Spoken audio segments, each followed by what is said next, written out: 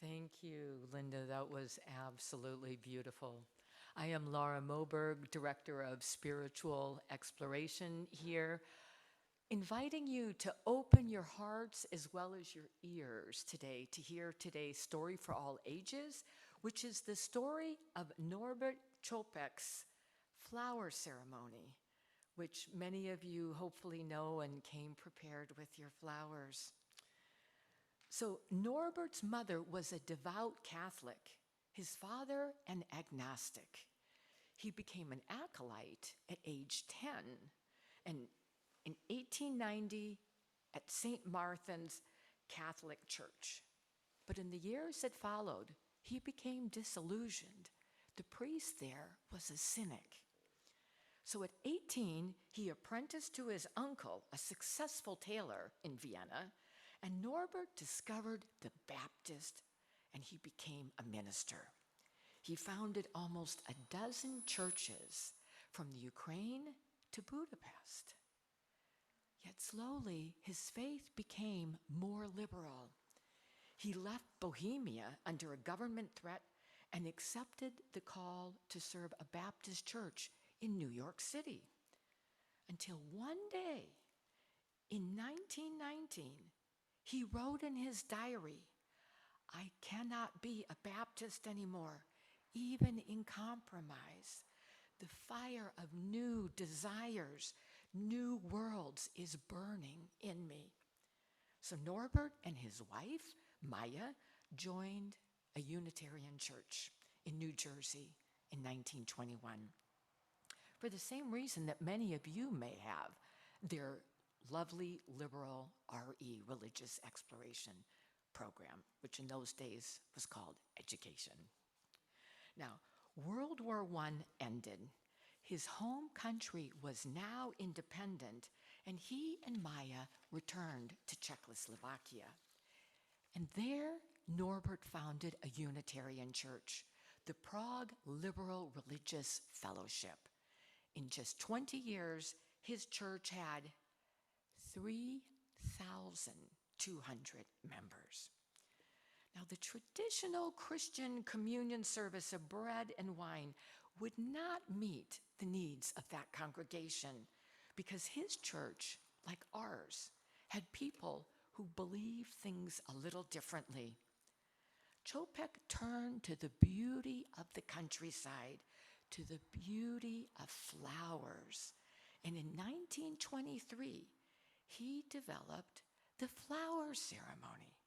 He asked his congregants to each bring a flower from their gardens, the field, or even the roadside.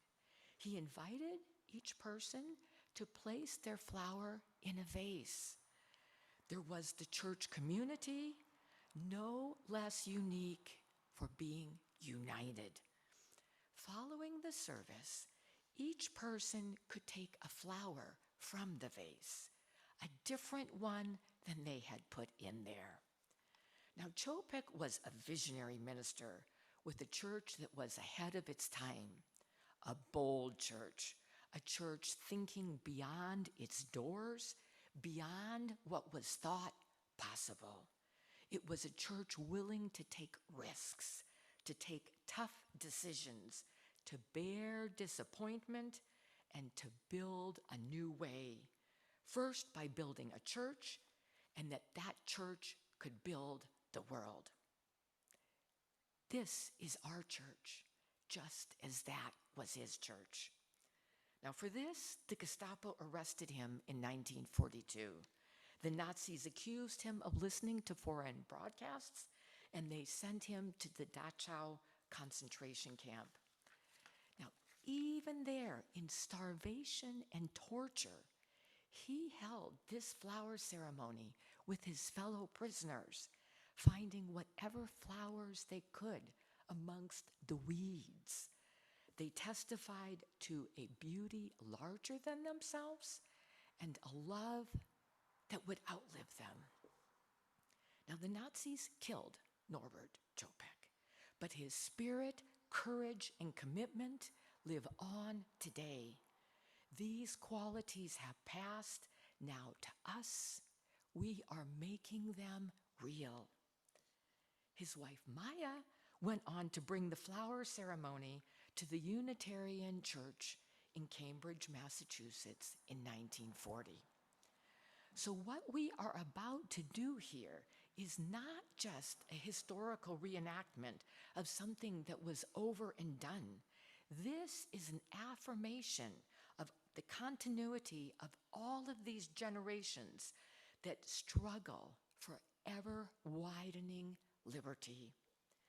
Now, this flower ceremony, however lovely it is not diversion from ugly reality. It is a gentle fierceness which proclaims that in the midst of sinister days, there is the light of beauty. We are not here to recall something that happened, but to remember something that is happening, to remember, to put it back together. And in that remembering, may we put ourselves back together again, each as a part of this body, out of the many, the one. So today we celebrate this ritual with solemnity and joy. As Chopik asked his people to bring a flower to celebrate beauty, so shall we.